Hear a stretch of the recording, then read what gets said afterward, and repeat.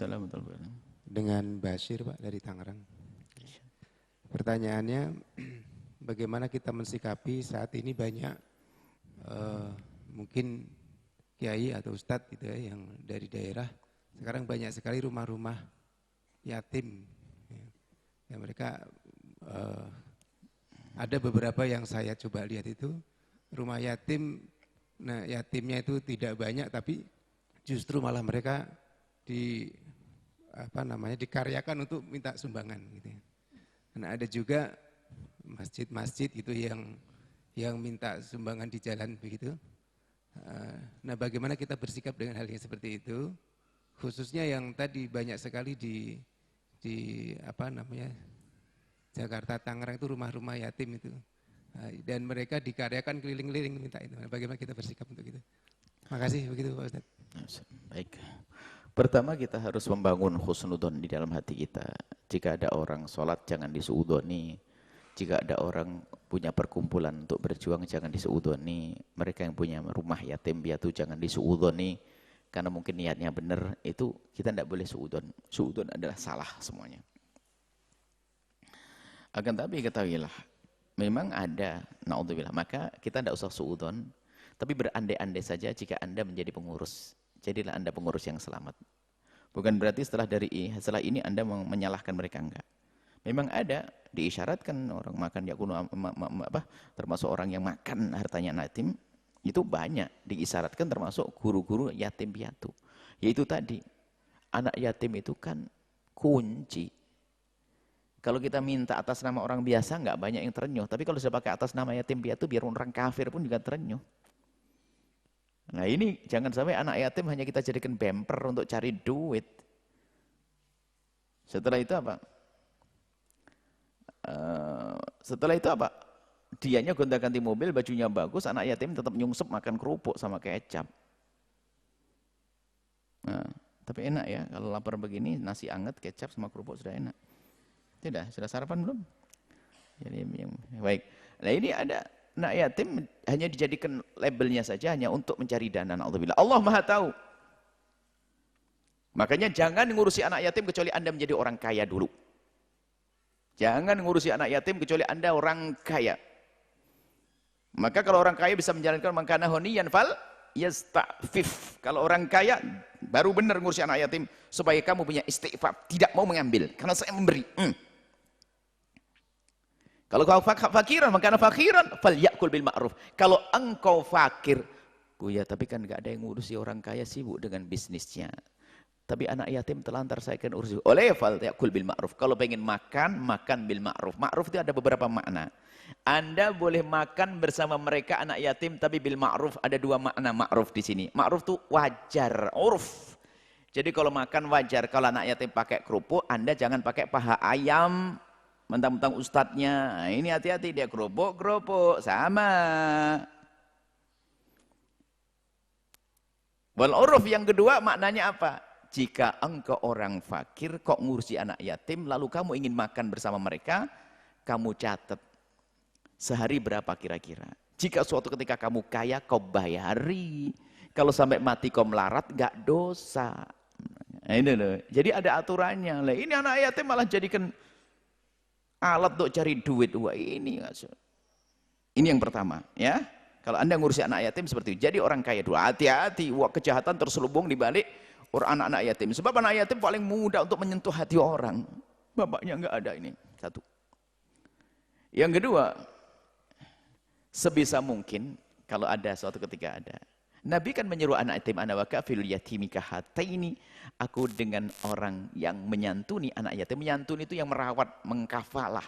Bukan santunan setahun sekali. Kan ada sekarang hari bulan santunan anak yatim. Nah, setahun sekali, 50.000. Jadi 50.000 buat setahun, suruh ngemut garam itu namanya. Nyantuni kafalatul yatim itu adalah ngurusi sampai dia itu sukses, sampai dia selamat dunia akhiratnya itu loh. Santunan setahun sekali di bulan Muharram apa? Haram, surah ya. Dikasih 50.000 dijajar kena terik matahari lupa tidak dikasih air lagi. Walhasil kita harus mencoba. Apa yang ingin lebih tahu lebih jauh? Apa yang diinginkan Nabi kafalah? Apa enggak boleh kita di bulan Muharram itu menjajar anak yatim? Boleh, akan tapi untuk ditawarkan siapa yang akan mengambil mereka untuk mencukupi. Ayo, dicukupi yang benar, bukan hanya dikasih santunan. Sebulan sekali. 100.000 untuk 1 tahun. Memang dia anak ajaib. Ini Anda ini, kemudian sudah begitu, masalah anak yatim belum harus Anda perhatikan, hati-hati. Anak yatim itu dan pengurusnya anak yatim kadang orang tulus, sehingga kadang-kadang saya paling sedih suatu ketika saya di sebuah tempat ini mumpung anak yatim ya. Saya di rumahnya satu orang, dia orang kaya, tiba-tiba ada anak yatim, 1 bis. Wah, anak yatim, Masya Allah. Saya ngobrol dengan pengurusnya, dari mana Ustaz? Dari ini, nyebut perjalanannya 2 jam, perjalanannya 2 jam naik bis. Berarti PP berapa? 4 jam, sama persiapannya 5 jam mungkin. Terus di tempat ini 2 jam juga, di tempatnya Pak Haji ini. 8 jam, setengah hari dia. Terus saya tanya, belajarnya gimana? Ya harus libur dulu karena diundang begini Ustaz. Kok harus ini? Ya kalau nggak datang nanti kita nggak dikasih uang. Astagfirullah. Makanya saya sampaikan, kalau Anda ingin nyantuin anak yatim, Anda kirim ke rumahnya, jangan Anda undang ke rumah Anda.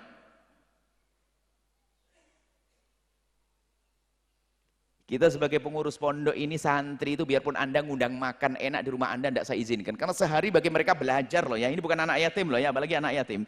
Kalau Anda misalnya tetangga kaya raya, kemudian Anda gimana santri Al-Bahjah, saya undang makan sehari saja makan enak sama misalnya kambing, enggak saya izinkan. Kenapa? Waktu mereka untuk belajar. Kalau Anda pengen kambing kirim ke pondok nanti.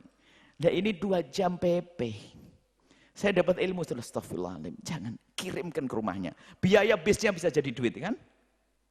Waktunya anak bisa belajar, makannya bisa lebih enak. Setelah 2 jam PP, 4 jam PP itu sampai di rumah capek, nggak kira ngaji malamnya, itu libur itu. Jadi tolong kalau nyantuin anak yatim yang bener deh sekalian gitu. Ini nasihat sebetulnya. Anda boleh nggak denger kok. Saya nasihat buat Anda-anda yang saya cintai ini. Kalau Anda ngurusi anak yatim jangan tanggung deh. Kalau Anda ingin nyantuin anak yatim, kirimkan ke tempatnya sana, lebih istimewa lagi. Bahkan sampai di sana Anda terenyuh, ya Allah gendengnya bocor, tambah lagi. Bukan hanya sekedar ngasih duit, tatonya bang, naik pondok gendeng. Lebih hebat, Anda bawa ke rumah Anda. Dan kalau sudah Anda bawa ke rumah Anda itu banyak penyakitnya. Wah hebat Pak Haji, nyantuni anak yatim. Ini program rutin tahunan. Setahun sekali. Tahunan. Anak yatimnya dikasih tahunan. Memang kadang-kadang kritik itu begini, nggak enak. Tapi kalau Anda pernah merasa begitu, Anda insya Allah tobat setelah ini sadar. Saya rindu Anda menyantuni anak yatim betul. Bagaimana anak yatim? Anak yatim itu adalah disantuni. Pendidikan agama mereka nomor 1. Jangan hanya mengurusi pendidikan dunia saja. Awas, ini yang selanjutnya, yang keberapa ini, tadi tidak saya hitung. Kalau Anda mengurusi anak yatim, jangan hanya Anda urusi dunianya. Ingat, urusi akhiratnya terlebih dahulu. Sebab kalau anak yatim itu, tiba-tiba Anda rawat, tidak ada didik, kemudian dia jadi anak jahat, dia paling nyuri jemuran, nyuri mangga. Tapi gara-gara Anda sekolahkan sekolah tinggi-tinggi, lihat kalau berbuat jahat, lihat peluang jahatnya lebih gede. Semuanya numpang kepada Anda, wahai pengayom anak yatim. Makanya urusan agama Anda nomor 1. Baik, ini adalah masalah anak yatim. Agak panjang anak yatim. Kemudian selanjutnya, kalau sudah urusan harta anak yatim harus waspada. Enggak boleh Anda gunakan yang lainnya. Saya sudah anak yatim, saya perpanjang anak. Ini juga pelajaran, saya itu banyak dapat ilmu jika di saat kami ada pertanyaan beberapa orang. Suatu ketika saya di Jawa Tengah sana, saya ngis di mimbar begini. Biasa pertanyaan, Buya, pertanyaan ibu-ibu yang baik, solehah. Ini pasti di ilham malaikat untuk dia bertanya begitu. Buya, gimana hukumnya menggunakan dana yang dikumpulkan untuk santunan anak yatim untuk nyewa dekor sama drum band? Saya tidak pernah kepikiran selama ini. Atau ngasih uang saku buat ustadznya. Wah. Spontan saya jawab, nggak pakai basa-basi. Hukumnya haram, anak yatim tidak pengen makan drum band sama makan dekor. Anak yatim perlu duit, haram. Lalu gimana? Diganti. Ustadznya gimana? Cari ustadz yang nggak pakai duit. Ini harta anak yatim. Kok kamu ustadznya datang lillahi ta'ala, saya datang untuk memeriahkan, saya nggak bayar, biar sumbangan juga ustadznya. Ini dibelikan drum band. Suruh makan drum band, dia pun nggak menikmati dia. Sudah begitu pulang dapat 50.000. Ya. Tolong ya masa ini. Jadi kalau sudah harta anak yatim, hati-hati. Maka di Al-Bahjah tidak nerima santunan anak yatim di sini. Kenapa? Nah ini, nanti yang makan harus kita khususkan anak yatim. Kemudian saya lanjutkan dulu. Suatu ketika ada anak yatim menangis di pojok. Pada zaman Nabi. Lalu didatangin Nabi. Kenapa kau nangis? Anu ya Rasulullah, aku sendirian. Aku datang ke sini nggak ada yang nemeni, nggak ada yang belikan mainan. Itu anak-anak pada main, tadi bapaknya nganterin ke sini. Dia tuh sendiri nggak ada yang nganterin. Duh, bapakmu di mana? Bapakku meninggal waktu perang. Ah, berarti kamu yatim, iya. Jadi dia anak yatim sendiri nangis, merasa sedih karena nggak ada bapaknya yang nemeni, nggak ada mainan yang belikannya, nangis. Kemudian Nabi memeluk dia. Apakah kamu nggak senang kalau aku jadi ayahmu, Fatimah jadi saudaramu? Ayo, kamu aku ambil ya. Wah, gimana nggak senang Nabi? Wah, langsung bangga dia. Maksud kami, anak yatim itu jangan diyatim-yatimkan. Jadilah engkau bapaknya. Diyatim-yatimkan, cari ini anak ini. Dulu bapaknya tabrakan, mati semuanya ini. Tinggal satu tok ini. Astagfirullah, ini dipamerin, dijejer ini. Wah, ini kecelakaan rumah sakit 4 bulan. Aduh, terus. Astagfirullah ya, jangan diyatim-yatimkan anak yatim. Sudah sedih dia ingat kisah bapaknya, disebut-sebut lagi. Setiap di mimbar, setiap ketemu orang disebut lagi. Anak yatim dipamerin, ini bencana. Ini saya nemu di pinggir jalan. Ini bapaknya, ini walas. Astagfirullah. Jangan diyatim-yatim, jadilah engkau bapaknya. Maka di sini tidak ada anak yatim di Al-Bahjah. Kalau ada anak yatim, saya bapaknya. Dan para sesepuh jadi bapaknya. Enggak diyatim-yatimkan di sini. Harus punya adab dengan anak yatim. Dan jangan berbuat zalim kepada anak yatim. Jika engkau berbuat zalim kepada anak yatim, ketahuilah Allah bisa menjadikan anakmu esok hari jadi yatim. Anak yatim, jangan main-main. Allah bisa menjadikan anakmu esok hari jadi yatim. Bisa atau tidak? Bisa. Itu saja. Tadi itu pertanyaan masalah yatim ya. Akan tapi setelah itu jangan lalu waduh kacau sudah saya tidak usah punya panti asuhan deh. Dirubah bukan panti asuhan misalnya. Dirubah ya. Tetap berjalan, jangan khawatir. Jangan gara-gara omong kami takut. Ini kan wanti seperti tadi ya ayyuhalladzina amanu tadi kan. Hei orang beriman. Ini kan orang baik saja biar tidak kepleset. Jangan gara-gara omongan ini pada udah berani ngurusi anak yatim. Ana wa kafil yatimi kahatini. Nanti di surga dengan Nabi kok. Seperti itu ya. Kemudian tadi apalagi anak yatimnya diberdayakan untuk keliling cari duit. Anak yatim dimuliakan bukan untuk keliling cari duit. Anak yatim jebar ke sana kemari, Masya Allah, innalillah. Zalim di atas kezaliman dia. Dia nggak berani, Masya Allah. Jangan. Kalau ada kebingungan urusan anak yatim, kirim aja ke sini nanti, biar saya jadi bapaknya. Para sesepuh ini banyak yang siap ngurusi anak yatim. Jangan seksa mereka untuk keliling. Anak kecil, keringatan, Masya Allah, belum mandi lagi dia. Masya Allah, suruh keliling bawa kotak, keberatan kegedean kotaknya. Yatim piatu tulisannya, yatim piatu. Kok teganya orang nyuruh begitu? Kiai apa ini? Saya sedih dengan yang demikian itu. Anda sendiri yang keluar, tidak apa-apa, tapi pun ya kurang adab. Yang penting jujur deh, Anda meminta untuk anak yatim nggak salah kok. Yang penting Anda jujur, misalnya Anda keliling mencari bantuan.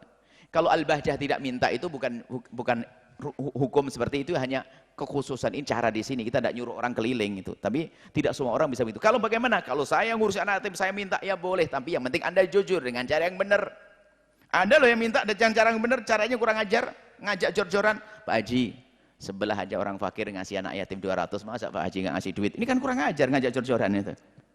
Kadang-kadang ditulis dulu kan, pakai tulis namanya Pak Haji Ahmad, Pak Haji Ali 500.000. Padahal enggak digedein, 100 jadi 600. Pak Haji, ini Pak Haji tetangga aja, padahal dia alhamdulillah dia keluarga pas-pasan tapi ngasih 1 juta. Pak Haji berapa Pak Haji? Ini kan kurang ajar ini. Kalau minta kepada orang yang lembut, dia sampai ikhlas. Kalau ikhlas itu enggak akan puas, dia akan terus melakukan kebaikan lagi. Banyak ceritanya insyaallah. Semoga Allah menjauhkan kita dari berbuat zalim. Wallahu a'lam bishawab.